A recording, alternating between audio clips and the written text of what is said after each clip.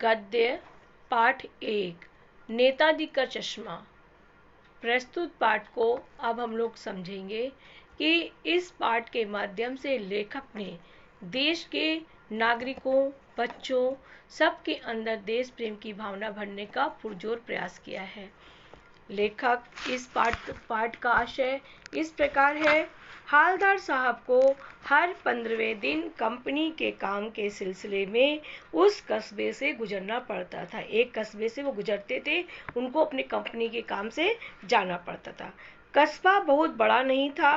पक्के मकान, जिसे पक्का मकान कहा जा सके वैसे कुछ ही मकान थे जिसे बाजार कहा जा सके, एक ही बाजार था। कस्बे में एक लड़कों का स्कूल, एक लड़कियों का स्कूल, एक सीमेंट का छोटा सा कारखाना, 2 ओपन सिनेमा घर और 2 नगर पालिका भी थी।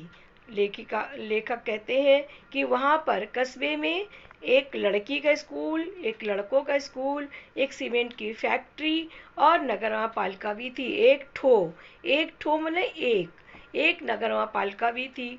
नगरवा पालिका थी तो कुछ ना कुछ काम करती रहती थी। नगरवा पालिका है तो वो अपना कुछ ना कुछ तो काम करेगी ही करेगी। कभी कोई सड़क पक्की करवा देती, तो कभी कुछ पेशाब घर बनवा देती, कभी कबूतरों के लिए छतरी बनवा देती, तो कभी कोई कवि सम्मेलन भी नगर पालिका करवा देती थी।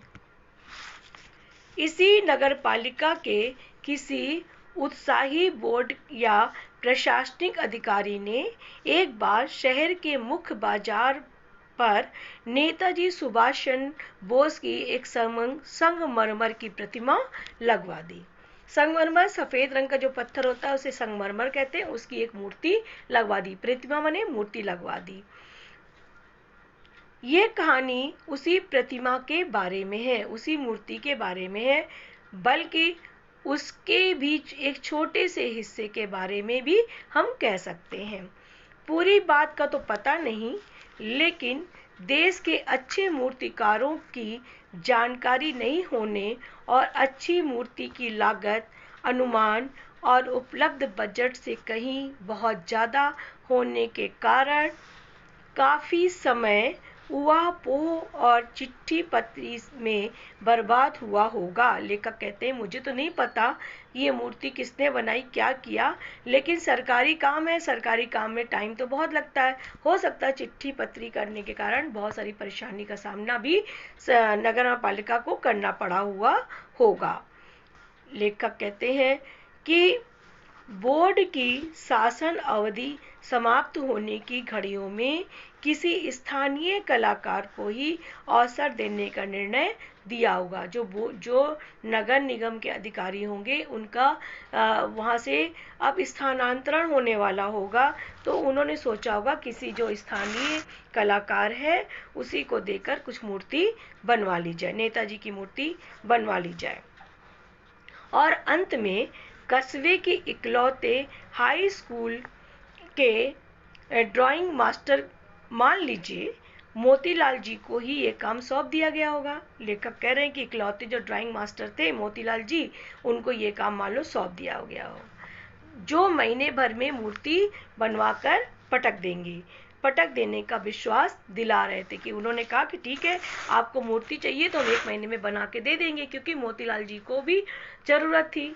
वो भी सोचे सरकारी काम करेंगे, कुछ पैसा मिल जाएगा। जैसा कि कहा जा चुका है कि मूर्ति संगमरमर की थी। टोपी की नोक से कोट के दूसरे बटन तक कोई 2 फुट ऊंची जो टोपी पहने थे नेताजी सुभाष चंद्र बोस, उसकी नोक से लेकर सीने तक वहाँ 2 फुट की मूर्ति थी। उसको हम जिसे बस्ट कहा जाता है, इतनी ऊंचाई 2 फीट की टोपी के नोक से लेकर सीने तक की जो ऊंचाई होती है, जहाँ तक की लंबाई के बराबर, उसे बस्ट कहा जाता है। और सुंदर थी मूर्ति, बहुत सुंदर थी। नेताजी सुंदर लग रहे थे, कुछ मासूम और कमसीन माने कम उम्र के, मासूम भी लग रहे थे, बहुत सीधे भोले भाले लग रहे थे। फौजी वर्दी में, जो वर्दी पहने थे वो फौजियों की वर्दी पहने हुए थे। नेताजी सुभाष चंद्र बोस हमेशा फौजियों की जैसी वर्दी ही पहनते थे। मूर्ति को देखते ही दिल्ली चलो और तुम मुझे खून दो, मैं तुम्हें आज़ादी दूंगा आदि वगैरह उनके नारे याद आने लगते थे। इस दृष्टि से ये सफल और सराहनीय प्रयास था। लेखक कहते हैं जिसने भी ये मूर्ति बनाई थी उसका ये प्रयास बहुत ही सराहनीय था और सफल था कि वो नेताजी की सुभाष चंद्र बोस की मूर्ति को बनाने में सफल हो गया। केवल एक चीज की कसर थी जो देखते ही खटकती थी। नेताजी की आंखों पर चश्मा नहीं था, यानी चश्मा तो था लेकिन संगमरमर का नहीं था। मूर्ति संगमरमर थी लेकिन चश्मा संगमरमर का नहीं था। एक सामान्य और सचमुच के चश्मे का चौड़ा काला फ्रेम मूर्ति को पहना दिया गया था। लेखक कहते हैं कि सचमुच का काले फ्रेम वाला चश्मा मूर्ति को पहना दिया गया था। हालदार साहब जब पहली बार कस्बे से गुजरे और चौराहे पर पान खाने रुके तभी उन्होंने इसे लक्षित किया, तभी उन्होंने देखा, लक्षित किया माने देखा, उसकी तरफ उनका ध्यान गया और उनके चेहरे पर एक कौतुक भरी मुस्कान फैल गई। कौतुक भरी माने एक आश्चर्य से भरी मुस्कान उनके चेहरे पर आ गई। वाह भाई, क्या आइडिया है, ये भी आइडिया ठीक है। मूर्ति पत्थर की लेकिन चश्मा रियल। हालदार साहब ने सोचा कि भाई जिसने भी किया ये आइडिया बहुत अच्छा है। मूर्ति तो संगमरमर की है और चश्मा उसने रियल वास्तविक लगा दिया है। जीप कस्बा छोड़कर आगे बढ़ गई। तब भी हालदार साहब इस मूर्ति के बारे में सोचते रहे और अंत में इस निष्कर्ष पर पहुंचे कि कुल मिलाकर कस्बे के नागरिकों का ये प्रयास सराहनीय ही कहा जा सकता है। महत्व मूर्ति के रंग रूप या कद का नहीं है, उस भावना का है। वरना तो देशभक्ति भी आजकल मजाक की चीज होती जा रही है। हालदार साहब ये बात सोचते हुए चले जा रहे थे कि देशभक्ति की भावना भी लोगों के अंदर जीवित है। उन्हें इस बात की बहुत अधिक प्रसन्नता हो रही थी।